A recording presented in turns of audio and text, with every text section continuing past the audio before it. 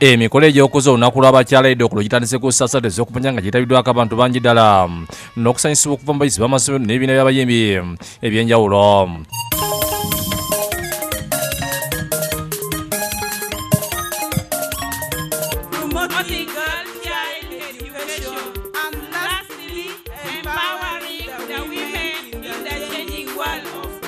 Guno gomulundi ogw'ekikumi olunaku n'olukuzibwa mu nsi yonna era ng'omulamwa gw'omulundi guno gubadde beera muvumu olw'enkyukakyuka. Your Excellency, you are most welcome.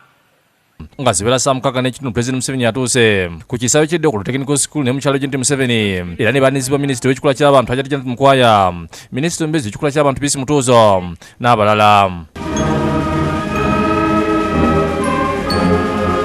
Bayimbi oluyimba lw'eggwanga n'oluvannyuma bwa Afrika n'oluvannyuma Pulezidenti n'alambula ennyiriri. Significant amounts of labor to the Ugandan economy, much of it.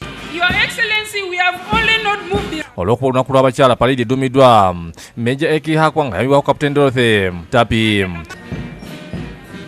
Of Agatha Asimwe, mu kukumba abakyala aboolesezza obukugu ne stamina. Lieutenant Faith Aine, these guards putting on the maroon caps of police, Mutume Sylvia, Cadet Assistant Superintendent of Police, Kazungu Betty. Mu kwogerako eri abantu amyuka ssentebe w'ekibiina ekigatta abakyala ekya Uganda Women National Council Assam Helen asiimye ebituukiddwako omuli ensimbi ziwa abakyala okwekulaakulanya wabula n'ategeeza nga bakyalina okusoomozebwa olw'ebbula ly'ensimbi ezibatuusa ku mukyalo obwa wansi.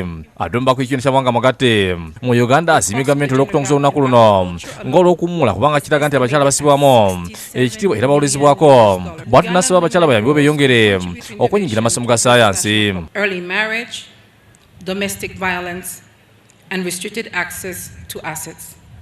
These practices reinforce the marginalization of our women and girls.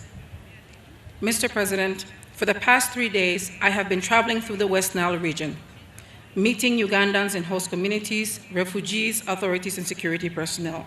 Ye mukama we ngono mukungu wa UN atula kuno atendeza President Museveni nga payoni okulanira eddembe ly'abakyala wala n'asaba buli yenna alina kyasobola okwongera ku mwana omuwala akikole omwaka gwa 2023 tugenda okutuuka nga waliwo ekituukiddwako. This is not only an issue for politicians. This is a task assigned to all of us. If we use a gender-sensitive approach to our private and professional decision-making, women and girls stand a better chance of contributing to Uganda's development. Atombako omukyalo w'eddokulo Cecilia Ogwala asibye Pulezidenti abateereddwa lyo mu kitundu kyabwe kubanga ebyobulamu bikyali bibi. Asimira abantu obutakyawa ddokulo kubanga mpuku nnungi okwekwekamu. And I want to assure the people of Uganda, when things get tough, Dokulo is the place of refuge.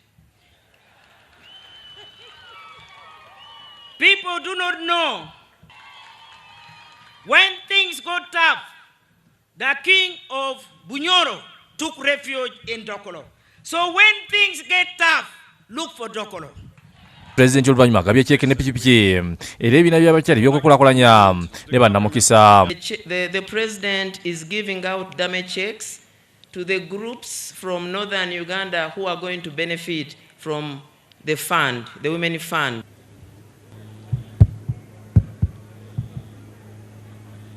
A 102 motorcycles are in Kampala to be received by the district and the municipalities. Mu kwogerako Pulezidenti ategeeza nti akyali ku ngombe ya Steady Progress nga gy'akyayimiriddeko mu kutumbula embeera z'abakyala.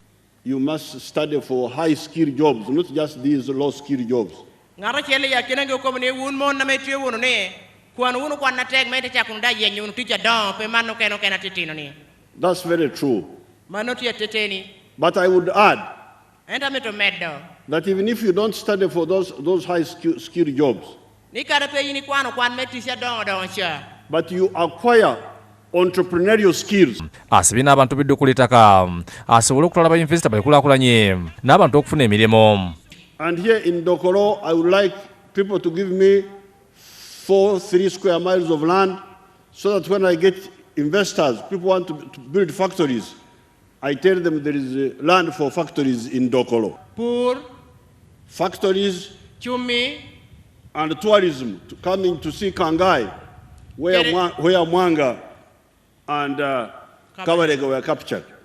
Wewe ko teberu no kere jo amenu binu melimo pingo rod pinga menu binu neno kan Ameriko ma ho Mwanga gin kere Kabarega ye mani Kangai. That would be my mini master plan for Dokolo in terms of wealth and jobs. Sanyu Robina Mwiruka, ya kusakide guleno kwa UKD TV.